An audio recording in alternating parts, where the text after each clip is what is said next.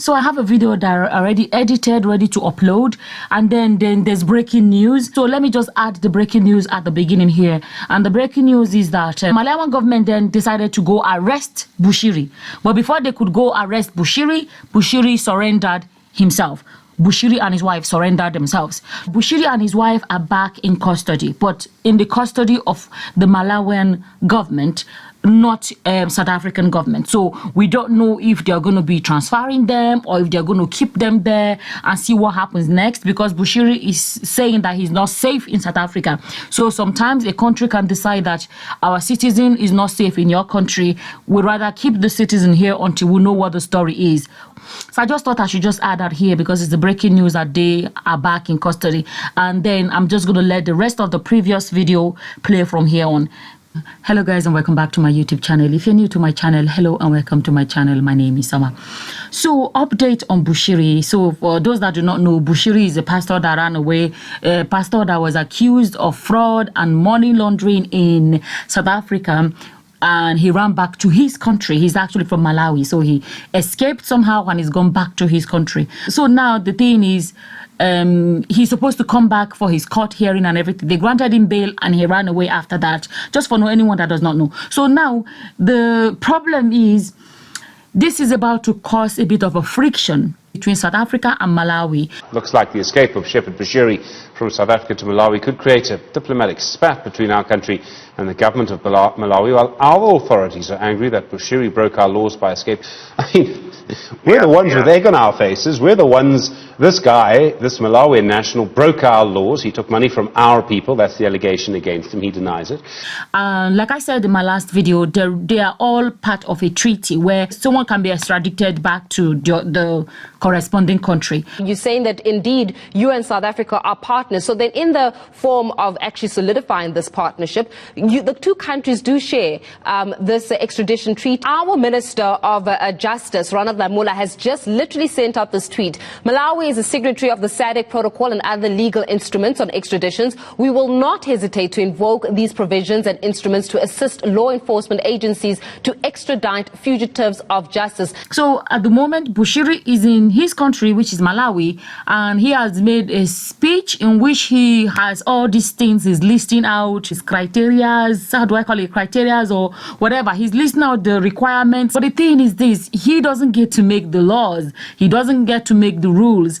And, you know, the laws that's going to apply to him shouldn't be different from what should apply to everyone else. You see what I'm trying to say? The justice system in South Africa has existed before now, so why should it be different for him? You know what I'm trying to say? You know, so, but as it is, his bail was 200,000 rands for him and 200,000 rands for his wife, which is about $12,000 US dollars. So that day when the judge was granting the bail, he said, if you guys abscond, the money is going to be kept by the government, so you're going to lose this money. So basically they've lost this money at this point.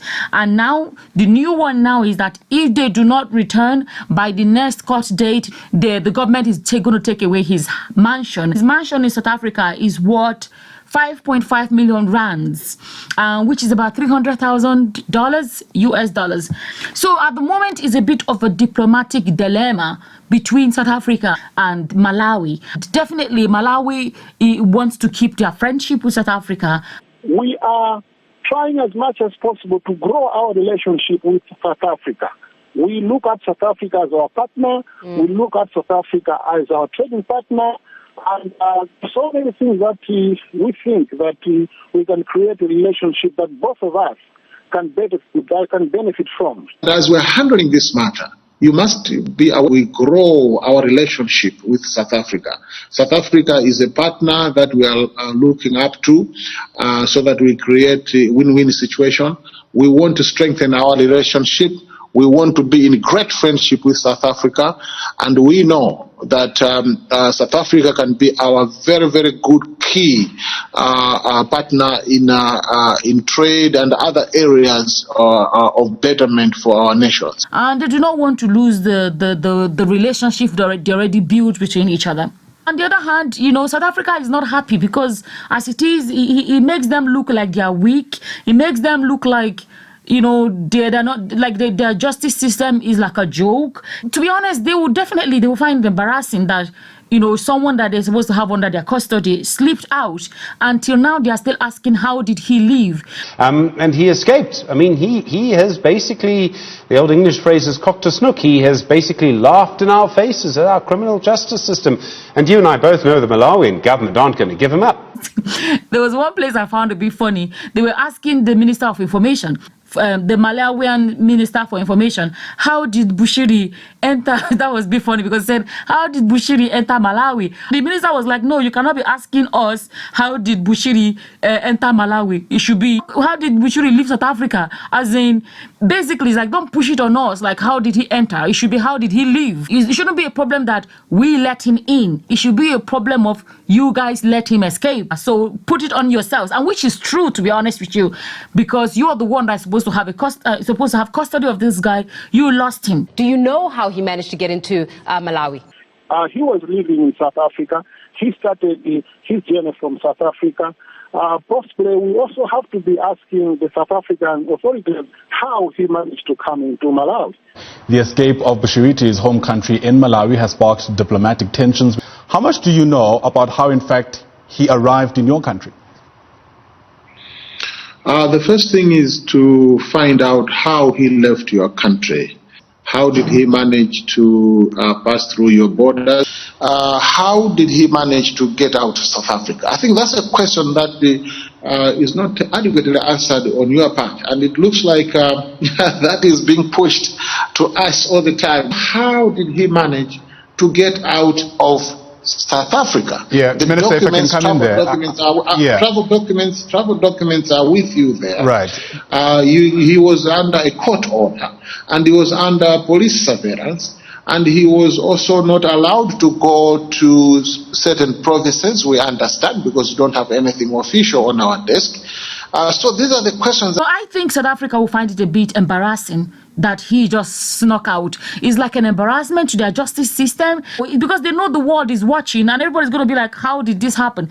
And there was another report that was saying that I think as at few days after Bushiri was released on bail, his children left the country. That was already a sign. I already made a video where I said before now, part of the reasons why they were reluctant to grant bail, to him and his wife was because they said he had moved his most expensive cars to his country, which is Malawi.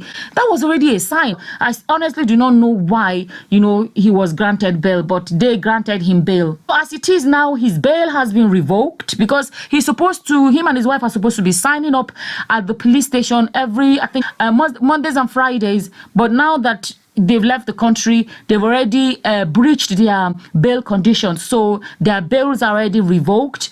Their bail money is no longer refundable, which is 400,000 rands, which is about 24,000 roughly, 24,000 US dollars. So now they are trying to extradite him back to South Africa. Him and his wife, actually. I was even surprised. There was a news I was listening to, and they were talking about how he must have left, and they're thinking he must have gone by road and all of those things. But what surprised me is that they said that Malawi actually issues, I don't know if that's even true, but they say Malawi issues up to 5 passports per person.